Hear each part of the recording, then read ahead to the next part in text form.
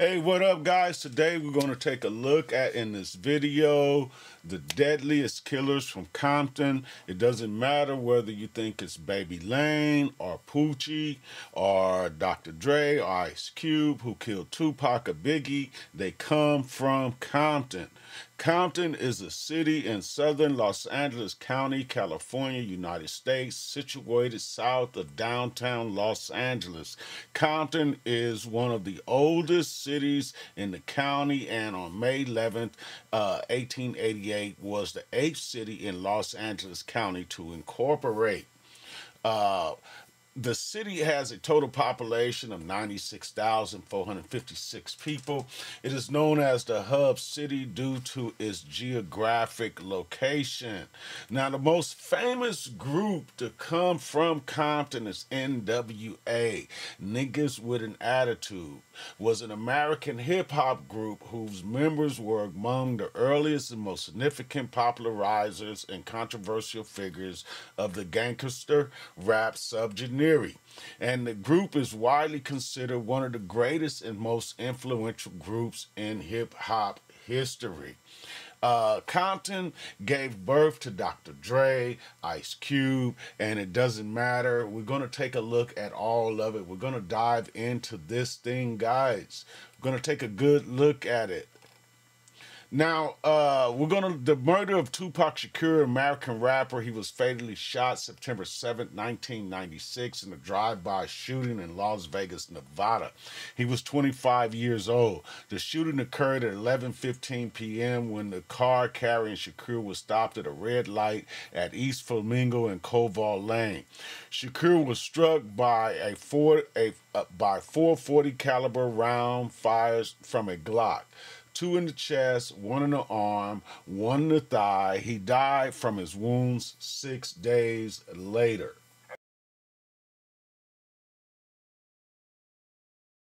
Every time I speak, I want the truth to come out. And even if I get in trouble, you know what I'm saying? Ain't that what we're supposed to do? I'm not saying I'm going to rule the world or I'm going to change the world, but I guarantee that I will spark the brain that will change the world. Martin, Tupac Shakur is clinging on to life. The rap artist gunned down in a drive-by shooting in Las Vegas. I just didn't think it was real until, you know, got my things together and drove out there and saw the situation. He couldn't speak, but he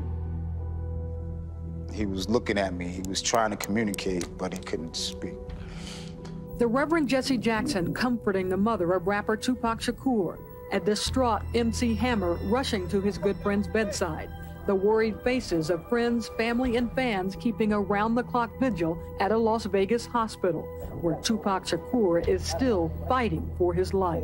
Friends, family, and fans are praying God gives him another chance. In Las Vegas, Stephanie Frederick, BET News. Now, it doesn't matter who killed him, whether it's Poochie, Baby Lane, Dr. Dre, Ice Cube. They broke our hearts. When they killed Tupac and Biggie, they tore the heart right out of the African-American community. We really loved Tupac, and we were crying. Tears were everywhere. It was uncontrollable. Jada, she breaks down. There's a problem. We're brokenhearted when they murdered Tupac Shakur. When we find out the Marvin Gaye of rap is gone, we're devastated. All we could do was talk to people. Pac was one of our representatives, like Malcolm, like Martin, you know what I'm saying? And now Tupac gone. That was our voice. With my love for Tupac and my people, I mean, I'm lost for words. And I called up everybody and said, everybody call everybody and just come show your love, because there was few that hated him and many that loved him. That was it. You'd have to ask Orlando Anderson, wouldn't you? And the police can't make anybody talk to him. If people at the scene who saw what happened would have come forward, we might have had some information to go on.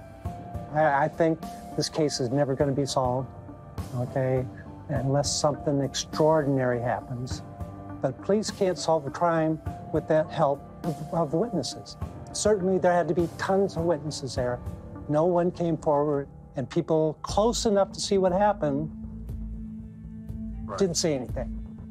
That whole gang mentality that I can't talk to the police, we're not talking to the police, that's why that crime was never solved. It wasn't the police lack of trying. It was that none of the witnesses would cooperate. Suge Knight didn't come to the detective bureau and talk to the detectives until 3 days after it happened. And he brought 3 lawyers. When have you ever heard of a victim? Civil court. They claim there is evidence he was in the white Cadillac that night in Las Vegas, that he got out and fired the shots. From 1995 to date, have you ever ridden in a white Cadillac? No. Do you know anyone who owns a white Cadillac? No. Anderson, an alleged Los Angeles gang member, has vigorously denied any involvement in the murder and in depositions claimed he was not at the scene. The estate. Were you involved in any way in the death of Tupac Shakur? No, I was not involved. I mean, I'm like a victim. You know what I'm saying? I feel, you know what I'm saying, sorry for him. And, you know, like I said, I was a fan of him. Now, this lady here claims to be a behavioral expert, and she claims to be able to tell if you're lying or not. She says she's a human lie detector, and she says that because Orlando Anderson repeats his words, he's guilty of killing Tupac.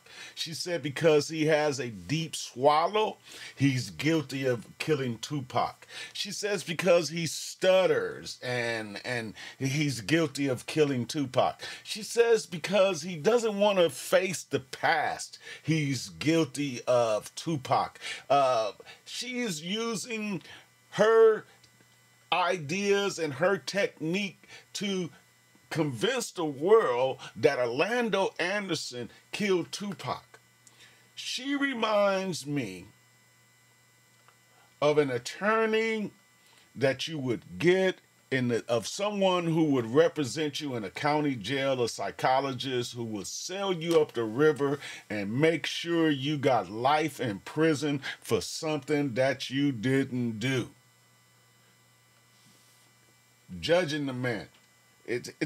There are plenty of people in prison for crimes that they didn't commit simply because they had some type of behavioral psychologist come up and testify and say, look at him. He's scratching his nose. He's pulling a boog out of his nose. He's scratching under his arm. He must be guilty of something.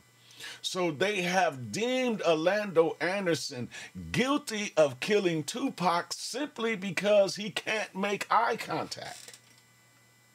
He doesn't make eye contact. So if you don't make eye contact, you're guilty. If you swallow, you're guilty. If you repeat the question, you're guilty. So we're going to take a look at and see who's guilty of doing what.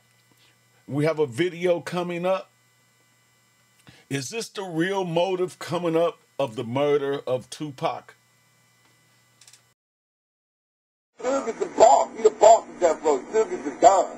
You understand? But I'm the underboss. I'm the capo. That's my job. For the protection of all of Death Row, to do what's best for all of Death Row. And Snoop, to do what's best for all of Death Row. My decision wasn't based on I'm coming to Death Row taking shit over. My decision was based on Ray not being there for Snoop doing his trial, and this is all for real shit. You understand? And that he wasn't producing shit. Other niggas was producing the beat, like on my album. Other niggas was doing the beat, and Dre was getting the credit. And I gotta go on MTV and be like, yeah, he did this, he did that. No, he ain't do it. He is a dope producer, but he ain't worked in years. And I got tired of that. I didn't think we needed that. I think we didn't need that. And he was owning the company too, and he's chilling. He owning the company, he's chilling his house, sucking dick, eating pussy. I'm out here in the street, you know what I mean? Whooping niggas' ass, starting wars and shit, putting it down, dropping albums, doing my shit. And this nigga taking 3 years to do one song. I couldn't have it. But it was not my decision. It was Suge's decision. Suge the one that was coming to me, because I was soft on it. Like, you know, well, fuck it, we just keep it in the dark. We're talking to Ice Cube. The murder is still unsolved. Who do you think killed him? Do you have any idea? You know, I have no idea. You know, from what I see, you know, from what I understand, it seemed like some kind of hit. It don't seem like random violence. So, you know, it's you got to ask about the people who wanted him dead.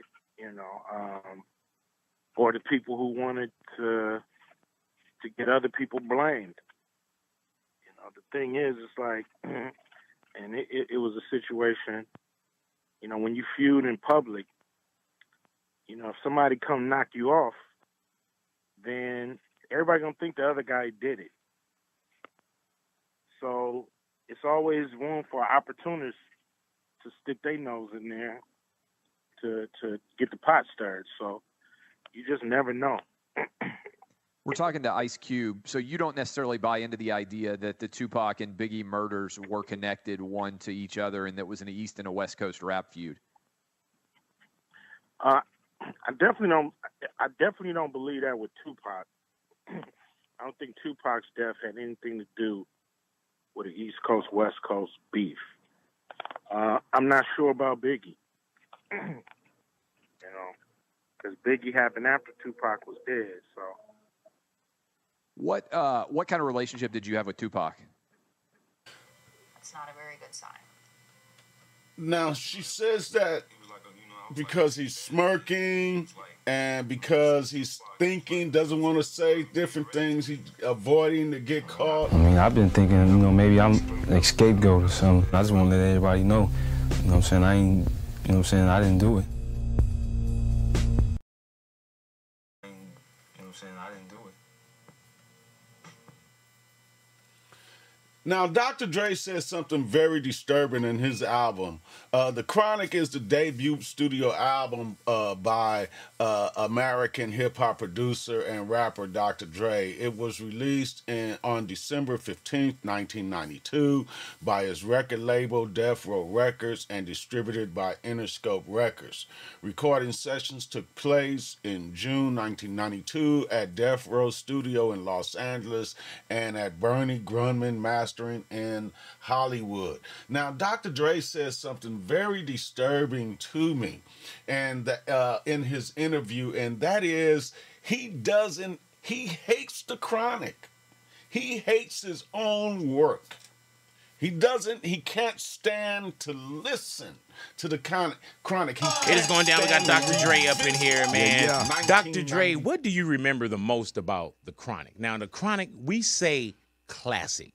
And that's not a name that a title you just throw away. That is a classic album. And I think everybody in this room owned more than one copy of the Chronic. Either it was on album, it was on cassette, it was on CD, your homie stole it out your car for whatever reason. Well, you know what? That particular record, man, that's like I would say the toughest record that I recorded in my career because, you know, it was right after my separation with Ruthless, and I was in survival mode. And, you know, going from that to the organization that I went to, you know, and all the things that were happening in the studio during the making, it was crazy, you know. During that process, my house burned down. Damn. I was shot in the legs, you know what I mean? Damn. And I was in the studio on crutches for a couple of weeks, you know? So it was a lot that went into that record. It was blood, sweat, and beers that went into it, you know what I mean?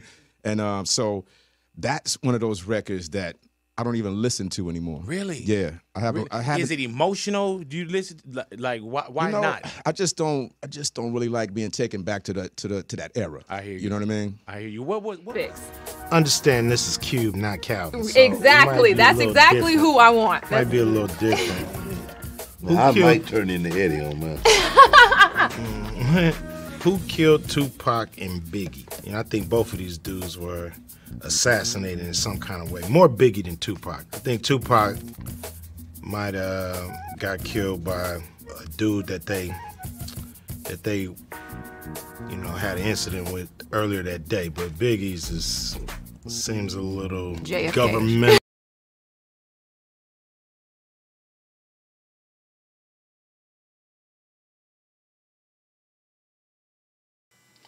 All right, guys. You've seen the video. You've seen the suspects. You've heard them speak. You've heard Dr. Dre. You've heard Ice Cube. You heard Baby Lane. And according to the behavioral expert, when someone is stuttering or they repeat the word, they're trying to figure out what they got to say so they won't incriminate themselves, then they're guilty. And so applying those theories of the behavioral expert, that if you swallow, if you repeat the phrase, if you stutter too much, if you avoid eye contact, if you show that you're giving too much thought process, that you're trying to avoid getting into trouble, I want you, the jury, to put in the comments, who do you believe are the real killers of Tupac Shakur and Christopher Wallace? Put it in the comments. You've heard Ice Cube. You've heard Dr. Dre. You heard Baby Lane in one setting. We're in court.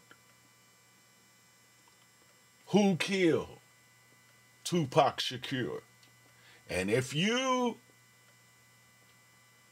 solve this case, you also solve the Tupac, the Biggie case in Los Angeles. So we're going to give you a chance to solve this case. Who killed Tupac Shakur? God bless you. God keep you. Give me a like. Subscribe to my channel, guys. Thank you so much.